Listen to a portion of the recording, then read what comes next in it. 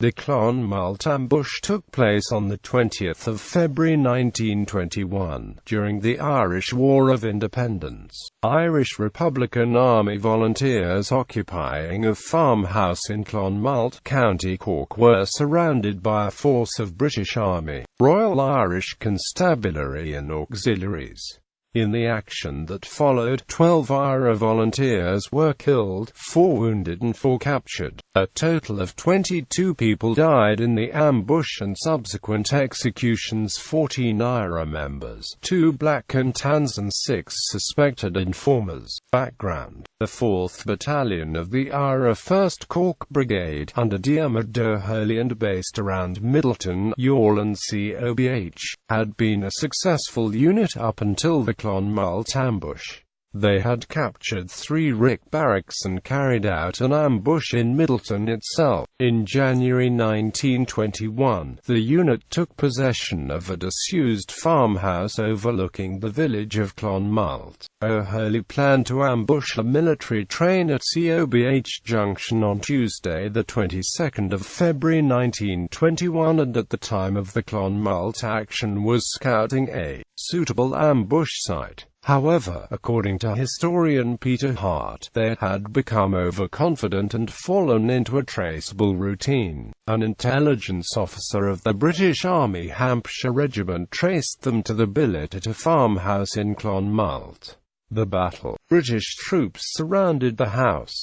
2 IRA volunteers noticed the advancing troops and opened fire. Both were killed, but the shooting had warned those sheltering inside the house, and a siege began. A sortie from the house was attempted in the hope of gaining reinforcements from the local IRA company. The acting IRA commander, Captain Jack O'Connell, managed to get away, but 3 other volunteers were killed in the attempt. But O'Connell was unable to bring help in time. The volunteers trapped inside made a desperate but unsuccessful attempt to escape through a narrow opening in the gable. The hopes were dashed when British reinforcements arrived instead, regular Rick police, black and tans and auxiliaries. The police had also brought petrol, which an army officer used to set the thatched roof of the farmhouse alight. With the farmhouse burning around them, an attempt was then made by the IRA to surrender.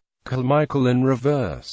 What happened next is disputed. In his after-action report, Lieutenant Coy wrote, "At 18.20 hours the rebels signified that they wished to surrender and they were ordered to put up their hands and come out one by one. At 18.30 hours, 6 or 7 rebels came out with the hands up and the Crown forces went to meet them. On this fire was again opened by the remaining rebels in the house. Fire was at once reopened on the house by the Crown forces, and, in the crossfire which resulted, it was inevitable that casualties should be inflicted on the rebels outside the house by both sides. The Crown forces, having reopened fire, rushed to the house. When the house was captured, there were 8 men in it, 4 wounded and 4 unwounded.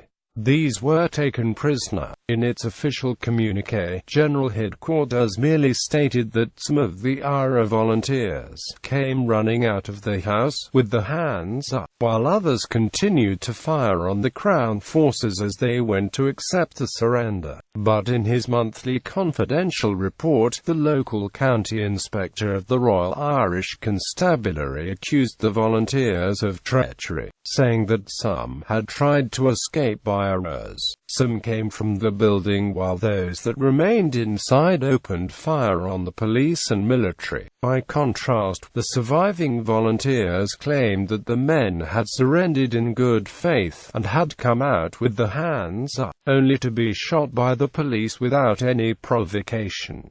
Patrick Higgins, an IRA man who survived the killings, recalled, "We were lined up alongside an outhouse with our hands up. The Tans came along and shot every man with the exception of 3, who were saved by the officer in charge of the military party. A Tan put his revolver to my mouth and fired. Only for the military officer coming along, I would be gone." Opinion is divided amongst historians as to which version of the story to believe. Peter Hart, for example, wrote that the Irish survivors testified convincingly that there had been no treachery on the part. Quote, however, he also compared what happened at Clonmult to what happened at the Clonmult ambush on the 28th of November 1920, suggesting that Clonmult could be described as Clonmult in reverse. The IRA members intending to surrender but the security forces not realizing it.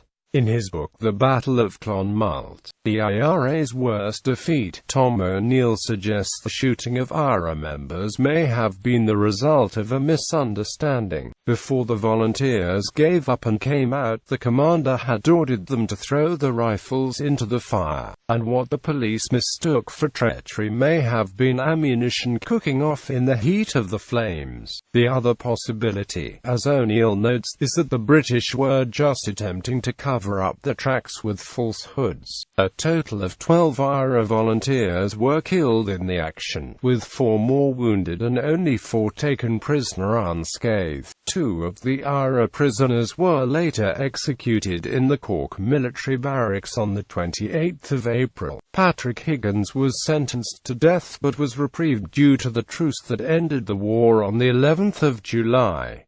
The aftermath. The IRA suspected that an informer had led the British to the billet of the column wiped out at Clonmult, and over the following week, 6 alleged spies were executed by the IRA in the surrounding area. Mick Leahy, a local IRA officer, stated that things went to hell in the battalion after Clonmult. Diarmid O'Hurley, the commander of the battalion, was not at Clonmult but was later killed on the 28th of May 1921.